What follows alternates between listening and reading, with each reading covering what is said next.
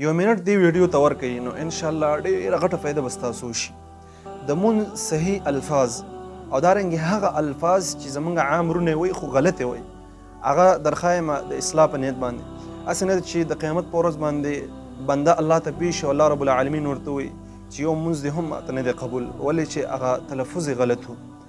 نو زه یې وایم تاسو ما سره ان شاء الله وایي د اصلاح په نیت باندې صحیح الفاظ او دارنګې د غلطو الفاظو اصلاح. الله اکبر سبحانك اللهم وبحمدك دا لفظ ویل دسی غلط دی. وتبارك اسمك خلق څنګه وایي وتبارك اسمك وایي دسی به نه وایي وتبارك اسمك وتعالى جدك وتعالى جدك ویل دا څه شی دا غلط شو. ولا اله غيرك غیرک بنوای غیرک. اعوذ بالله من الشیطان الرجیم بسم الله الرحمن الرحیم. خلق سوی بسم الله الرحمن الرحیم دغه شان لفظ ویل دا غلط شو. الحمد لله رب العالمین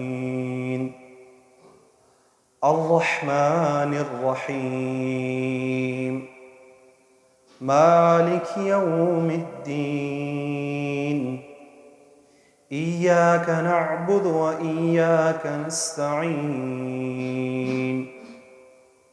اهدنا الصراط المستقيم.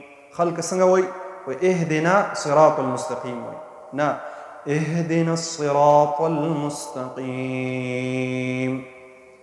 صراط الذين أنعمت عليهم.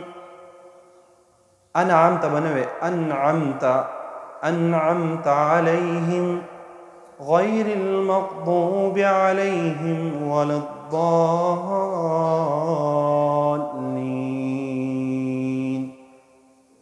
آمين.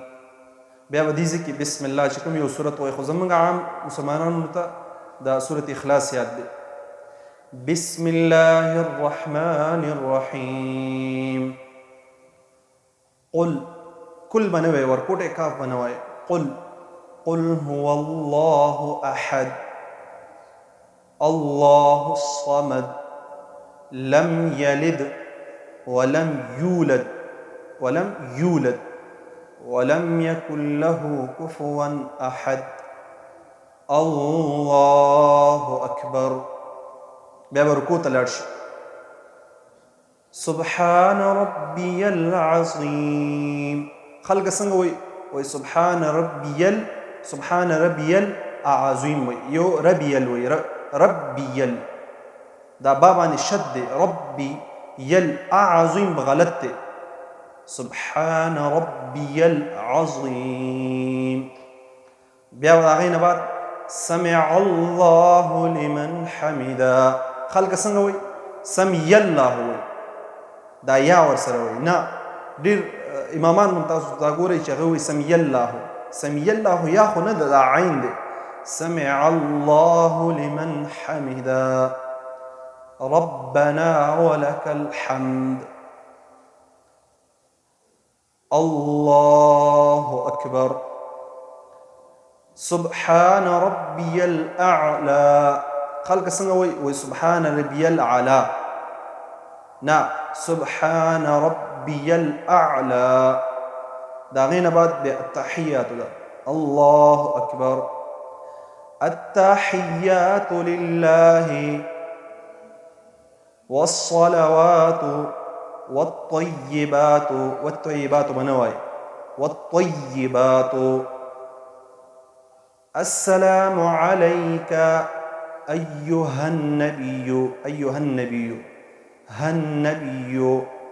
السلام عليك أيها النبي ورحمة الله وبركاته. السلام علينا وعلى عباد الله الصالحين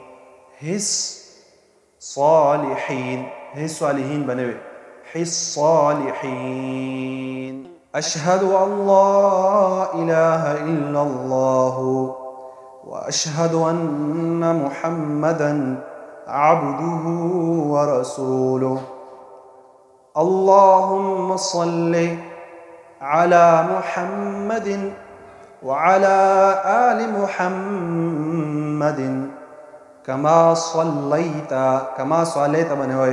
كما صليت على إبراهيم وعلى آل إبراهيم إنك حميد مجيد اللهم بارك على محمد وعلى آل محمد كما باركت على إبراهيم وعلى آل إبراهيم